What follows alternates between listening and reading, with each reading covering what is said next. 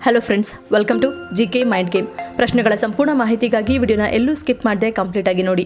ಇವತ್ತಿನ ಪ್ರಶ್ನೆಗಳಲ್ಲಿ ಮೊದಲನೇ ಪ್ರಶ್ನೆ, ಮೊಬೈಲ್ ಫೋನನ್ನು ಹತ್ತಿರದಲ್ಲೇ ಇಟ್ಟುಕೊಂಡು ಮಲಗುವುದರಿಂದ ಏನಾಗುತ್ತದೆ?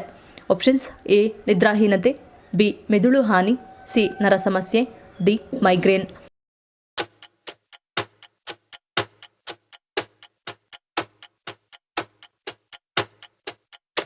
ಸರಿಯಾದ ಉತ್ತರ ಆಪ್ಷನ್ ಎ ಮತ್ತು ಬಿ. ನಿರಂತರ ಸಂದೇಶಗಳು, ವೈಬ್ರೇಷನ್ ಅಥವಾ ಬೆಳಕಿನಿಂದ ಮೆದುಳು ನಿರಂತರವಾಗಿ ಸಕ್ರಿಯವಾಗಿರುತ್ತದೆ. ಇದು ನಿದ್ರೆಯನ್ನು ತಡೆಯುತ್ತದೆ. ಮೊಬೈಲ್ ಫೋನ್ಗಳಿಂದ ಹೊರಸೂಸುವ ವಿದ್ಯುತ್ ಕಾಂತೀಯ ವಿಕಿರಣವು ಮೆದುಳಿನ ಮೇಲೆ ನಕಾರಾತ್ಮಕ ಪರಿಣಾಮವನ್ನು ಬೀರುತ್ತದೆ. ಮಲಗುವ ಮುನ್ನ ಮೊಬೈಲ್ ಪರದೆಯನ್ನು ನೋಡುವುದರಿಂದ ಕಣ್ಣುಗಳಿಗೆ ಆಯಾಸವಾಗುತ್ತದೆ. ಇದು ನಿದ್ರಾಹೀನತೆಗೆ ಕಾರಣವಾಗುತ್ತದೆ. ನಿದ್ರೆಯ ಕೊರತೆಯು ಕಿರಿಕಿರಿ, ಖಿನ್ನತೆ ಮತ್ತು ಆತಂಕದಂತಹ ಮಾನಸಿಕ ಅಸ್ವಸ್ಥತೆಗಳನ್ನು ಹೆಚ್ಚಿಸುವ ಸಾಧ್ಯತೆ ಇದೆ. ಕೆಲವು ಸಮಯದಲ್ಲಿ ಮೊಬೈಲ್ ಫೋನ್ಗಳು ಅತಿಯಾಗಿ ಬಿಸಿಯಾಗಿ ಸ್ಫೋಟಗೊಳ್ಳುವ ಸಾಧ್ಯತೆಯೂ ಇರುತ್ತದೆ. ಎರಡನೇ ಪ್ರಶ್ನೆ, ಉಪ್ಪು ಅಲ್ಲದೆ ಯಾವ ಇತರ ಆಹಾರ ಬಿಪಿ ಹೆಚ್ಚಾಗಲು ಕಾರಣವಾಗುತ್ತದೆ? ಆಪ್ಷನ್ಸ್: ಎ ಮಾಂಸ, ಬಿ ಹುರಿದ ಆಹಾರ, ಸಿ ಸಕ್ಕರೆ, ಡಿ ಮೇಲಿನ ಎಳ್ಳು.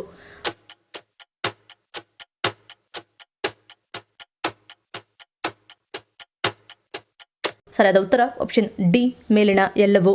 ಅಧಿಕ ರಕ್ತದೊತ್ತಡ ಸಮಸ್ಯೆಯಿಂದ ಬಳಲುತ್ತಿರುವವರು ಹುರಿದ ಮತ್ತು ಕರಿದ ಆಹಾರ ಸೇವನೆಯನ್ನು ಸಂಪೂರ್ಣವಾಗಿ ನಿಲ್ಲಿಸಬೇಕು. ಅಧಿಕ ರಕ್ತದೊತ್ತಡ ಇರುವ ರೋಗಿಗಳು ಮಾಂಸವನ್ನು ಹೆಚ್ಚಾಗಿ ಸೇವಿಸಬಾರದು. ಮಾಂಸವು ಸೋಡಿಯಂ ಮತ್ತು ಸ್ಯಾಚುರೇಟೆಡ್ ಕೊಬ್ಬನ್ನು ಹೊಂದಿರುತ್ತದೆ.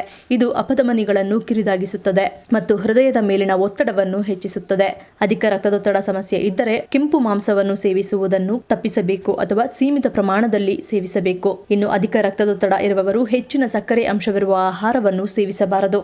ಸಿಹಿ ತಿಂಡಿಗಳನ್ನು ತಿನ್ನುವುದರಿಂದ ಬೊಜ್ಜು ಹೆಚ್ಚಾಗುತ್ತದೆ ಮತ್ತು ಬೊಜ್ಜು ಅಧಿಕ ರಕ್ತದೊತ್ತಡಕ್ಕೆ ಕಾರಣವಾಗುತ್ತದೆ. ಇಷ್ಟೇ ಅಲ್ಲ, ಅತಿಯಾದ ಸಕ್ಕರೆ ಸೇವನೆಯು ಹೃದಯದ ಆರೋಗ್ಯದ ಮೇಲೂ ಕೆಟ್ಟ ಪರಿಣಾಮವನ್ನು ಬೀರುತ್ತದೆ. ಮೂರನೇ ಪ್ರಶ್ನೆ, ಸುರಕ್ಷತೆಯ ವಿಚಾರದಲ್ಲಿ ಕೊನೆಯ ಸ್ಥಾನವನ್ನು ಪಡೆದಿರುವ ಭಾರತದ ನಗರ ಯಾವುದು? Options: A Mumbai, B Delhi, C Calcutta, D Jaipur.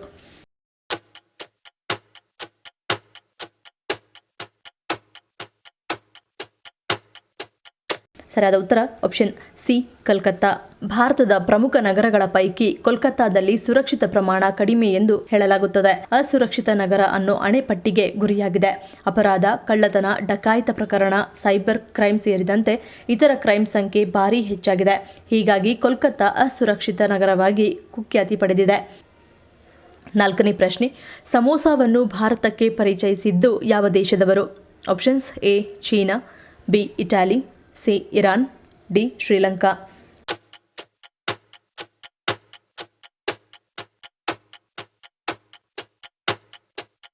ಸರಿಯಾದ ಉತ್ತರ ಆಪ್ಷನ್ ಸಿ ಇರಾನ್. ಸಮೋಸ ಪ್ರಾಚೀನ ಇರಾನಿನ ಸಾಮ್ರಾಜ್ಯದಿಂದ ಭಾರತಕ್ಕೆ ಬಂದಿತ್ತು. ಇದನ್ನು ಪರ್ಷಿಯನ್ ಭಾಷೆಯಲ್ಲಿ ಸಂಬೂಸಾಗ್ ಎಂದು ಕರೆಯಲಾಗುತ್ತಿತ್ತು. ನಂತರ ಅದಕ್ಕೆ ಸಮೋಸ ಎಂದು ಹೆಸರಿಸಲಾಯಿತು. 13 ಮತ್ತು 14ನೇ ಶತಮಾನಗಳಲ್ಲಿ ಮಧ್ಯಪ್ರಾಚ್ಯ ಏಷ್ಯಾದಿಂದ ವ್ಯಾಪಾರಿಗಳು ಮತ್ತು ಮುಸ್ಲಿಂ ಆಕ್ರಮಣಕಾರರು ಭಾರತಕ್ಕೆ ಬಂದರು ಎಂದು ಹೇಳಲಾಗುತ್ತದೆ.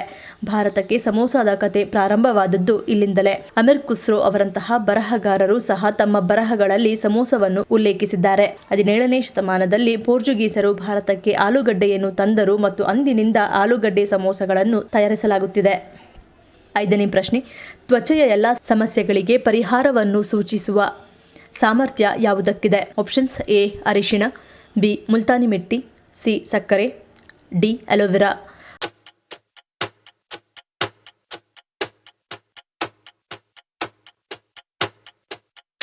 ಸರಿಯಾದ ಉತ್ತರ ಆಪ್ಷನ್ ಸಿ ಸಕ್ಕರೆ. ಸಕ್ಕರೆಯನ್ನು ಬಳಸುವುದರಿಂದ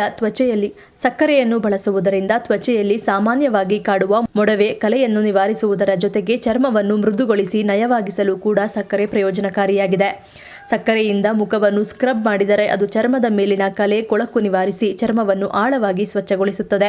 ಇದರಿಂದಾಗಿ ಚರ್ಮದ ಮೇಲ್ಭಾಗದಲ್ಲಿ ಸಂಗ್ರಹವಾಗಿರುವ ಡೆಡ್ ಸ್ಕಿನ್ ನಿವಾರಣೆಯಾಗಿ ಚರ್ಮದ ಕೋಶಗಳಿಗೆ ಮರುಜೀವ ದೊರೆಯುತ್ತದೆ.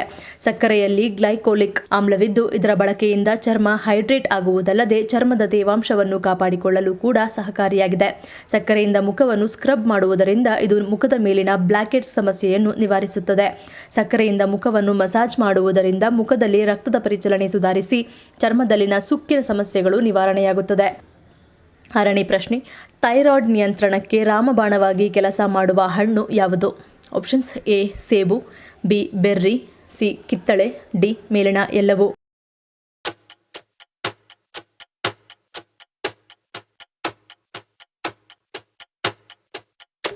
ಸರಿಯಾದ ಉತ್ತರ ಆಪ್ಷನ್ ಡಿ ಮೇಲಿನ ಎಲ್ಲವೂ.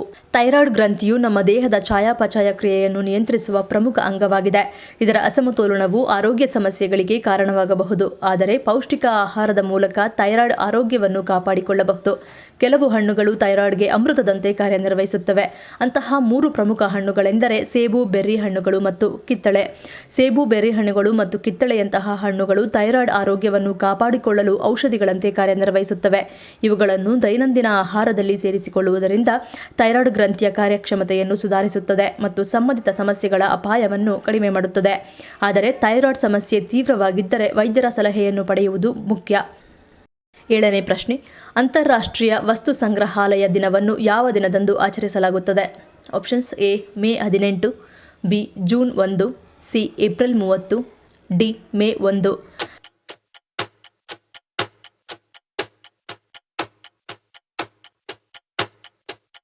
ಸರಿಯಾದ ಉತ್ತರ ಆಪ್ಷನ್ ಎ ಮೇ 18. 1977ರಲ್ಲಿ ಇಂಟರ್ನ್ಯಾಷನಲ್ ಕೌನ್ಸಿಲ್ ಆಫ್ ಮ್ಯೂಸಿಯಂ ಅಂತಾರಾಷ್ಟ್ರೀಯ ವಸ್ತು ಸಂಗ್ರಹಾಲಯ ದಿನದ ವಾರ್ಷಿಕ ದಿನವನ್ನು ಆಚರಿಸುವುದಾಗಿ ಘೋಷಿಸಿತು.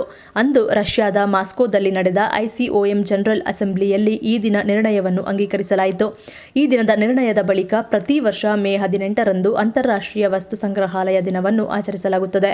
ನಮ್ಮ ಪೂರ್ವಜರು ಬಳಕೆ ಮಾಡುತ್ತಿದ್ದ ವಸ್ತುಗಳು, ಗತಕಾಲದ ಉಲ್ಲೇಖಗಳು, ಪುರಾತನ ಕಾಲದ ಅಪರೂಪದ ವಸ್ತುಗಳು ಕಾಣಸಿಗುವುದೇ ಈ ಮ್ಯೂಸಿಯಂಗಳಲ್ಲಿ. ಈ ವಸ್ತು ಸಂಗ್ರಹಾಲಯದ ಮಹತ್ವವನ್ನು ಸಾರುವ ಸಲುವಾಗಿ ಪ್ರತಿ ವರ್ಷ ಮೇ 18ರಂದು ಅಂತಾರಾಷ್ಟ್ರೀಯ ವಸ್ತು ಸಂಗ್ರಹಾಲಯ ದಿನವನ್ನು ಆಚರಿಸಲಾಗುತ್ತದೆ. 8ನೇ ಪ್ರಶ್ನೆ, ನಾಲಿಗೆ ಯಾವ ಬಣ್ಣದಲ್ಲಿದ್ದರೆ ಇದು ಹೃದಯಾಘಾತದ ಮುನ್ಸೂಚನೆಯನ್ನು ನೀಡುತ್ತದೆ? ಆಪ್ಷನ್ಸ್ ಎ ನೇರಳೆ, ಬಿ ಕೆಂಪು, ಸಿ ಬಿಳಿ, ಡಿ ಹಳದಿ.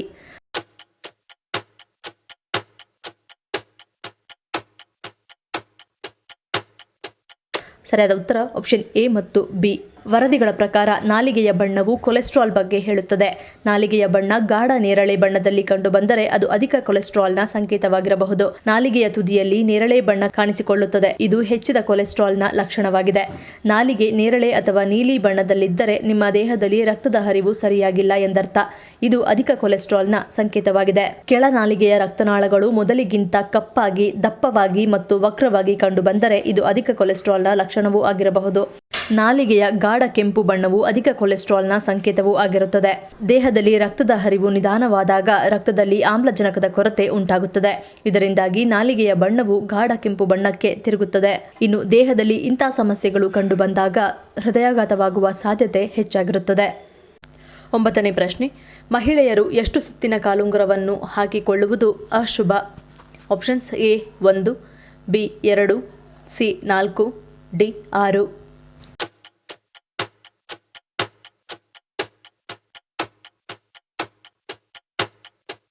ಸರಿಯಾದ ಉತ್ತರ ಆಪ್ಷನ್ ಎ 1. ಮದುವೆಯ ನಂತರ ಮಹಿಳೆಯರು ಕಾಲುಂಗುರ ಹಾಕಿಕೊಳ್ಳುವ ಪದ್ಧತಿ ಈಗಲೂ ರೂಢಿಯಲ್ಲಿದೆ.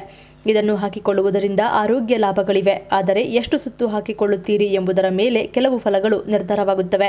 1 ಸುತ್ತಿರುವ ಕಾಲುಂಗರ ಹಾಕಿಕೊಳ್ಳುವುದು ಒಳ್ಳೆಯದಲ್ಲ, ಅಶುಭ ಎಂಬ ಭಾವನೆ ಇದೆ. 2 ಸುತ್ತು ಹರಿಹರರ ಆಶೀರ್ವಾದ ಸಿಗುತ್ತದೆ.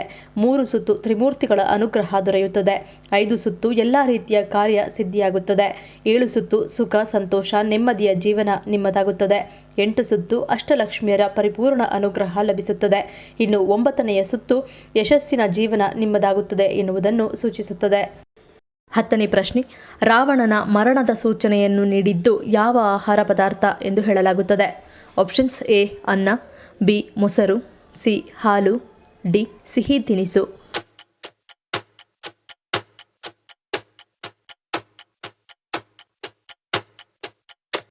ಸರಿಯಾದ ಉತ್ತರ ಆಪ್ಷನ್ ಬಿ ಮೊಸರು. ಹೆಚ್ಚಿನ ಜನರು ಅರ್ಧಂಬರ್ಧ ಊಟವನ್ನು ಮಾಡಿ ಆಹಾರವನ್ನು ತಟ್ಟೆಯಲ್ಲೇ ಬಿಡುವುದು ಮಾತ್ರವಲ್ಲ, ಮೊಸರನ್ನು ಕೂಡ ತಟ್ಟೆಯಲ್ಲೇ ಬಿಡುತ್ತಾರೆ ಅಥವಾ ಅದನ್ನು ಚೆಲ್ಲುವ ಮೂಲಕ ವ್ಯರ್ಥ ಮಾಡುತ್ತಾರೆ. ಮೊಸರನ್ನು ವ್ಯರ್ಥ ಮಾಡುವುದು ಶುಭವಲ್ಲ. ಇದು ಕುಟುಂಬದ ಸದಸ್ಯರ ಆಯಸ್ಸನ್ನು ಕಡಿಮೆ ಮಾಡುತ್ತದೆ. ಇದಕ್ಕೆ ಸಂಬಂಧಿಸಿದಂತೆ ರಾಮಾಯಣದಲ್ಲಿ ಒಂದು ಕಥೆಯನ್ನು ಹೇಳಲಾಗಿದೆ. ರಾವಣನು ಸೀತೆಯನ್ನು ಅಪಹರಿಸಿಕೊಂಡು ಲಂಕೆಗೆ ಬರುತ್ತಾನೆ. ಹನುಮಂತನು ಸೀತೆಯನ್ನು ಹುಡುಕಿಕೊಂಡು ರಾವಣನ ಅರಮನೆಗೆ ಬಂದಾಗ ಅವನು ಅಲ್ಲಿ ರಾವಣನ ಊಟ ಮಾಡುವ ಸ್ಥಳಕ್ಕೆ ಹೋಗುತ್ತಾನೆ. ರಾವಣ ಊಟ ಮಾಡಿದ ತಟ್ಟೆಯನ್ನು ನೋಡುತ್ತಾ ಅವನ ಸಾವು ಹತ್ತಿರದಲ್ಲೇ ಇದೆ ಎಂಬುದನ್ನು ಹನುಮಂತನು ಅರ್ಥೈಸಿಕೊಳ್ಳುತ್ತಾನೆ. ಏಕೆಂದರೆ ರಾವಣನು ತನ್ನ ಊಟ ಮಾಡಿದ ತಟ್ಟೆಯಲ್ಲಿ ಮೊಸರು ಅರ್ಧಂಬರ್ಧ ತಿಂದು ಹಾಗೆ ಬಿಟ್ಟಿದ್ದ. ಇದನ್ನು ನೋಡಿ ಹನುಮಂತನಿಗೆ ಸಂತೋಷವಾಯಿತು. ತನ್ನ ಪ್ರಭು ರಾಮನಿಂದ ರಾವಣ ಸಾಯುವುದು ಖಚಿತವೆಂಬುದು ಅವನಿಗೆ ಅರ್ಥವಾಯಿತು. ಹೀಗಾಗಿ ರಾವಣನ ಮರಣದ ಸೂಚನೆಯನ್ನು ಹನುಮಂತನು ಮೊಸರಿನಿಂದ ತಿಳಿದುಕೊಂಡನು ಎಂದು ಹೇಳಲಾಗುತ್ತದೆ. ಈ ಪ್ರಶ್ನೆಗಳಲ್ಲಿ ನೀವು ಎಷ್ಟು ಪ್ರಶ್ನೆಗಳಿಗೆ ಸರಿ ಉತ್ತರವನ್ನು ಕೊಟ್ಟರೆ ಅನ್ನೋದನ್ನು ಕಮೆಂಟ್ ಮಾಡಿ ತಿಳಿಸಿ. ಈ ವಿಡಿಯೋ ನಿಮ್ಗೆ ಇಷ್ಟ ಆಗಿದ್ರೆ ಮರಿದೇ ಲೈಕ್ ಮಾಡಿ, ಶೇರ್ ಮಾಡಿ, ಸಬ್ಸ್ಕ್ರೈಬ್ ಮಾಡಿ. ನನ್ನ ಚಾನಲ್ನ ಇನ್ನೂ ಸಬ್ಸ್ಕ್ರೈಬ್ ಮಾಡಿದೆ ಹಾಗೆ ವಿಡಿಯೋಸ್ ನೋಡ್ತಿದ್ರೆ ಪ್ಲೀಸ್ ಸಬ್ಸ್ಕ್ರೈಬ್ ಮಾಡಿ, ಸಪೋರ್ಟ್ ಮಾಡಿ. ಮತ್ತೊಂದು ಇಂಟ್ರೆಸ್ಟಿಂಗ್ ವಿಡಿಯೋನಿಗೆ ಸಿಗ್ತೀನಿ. Until love you all, take care.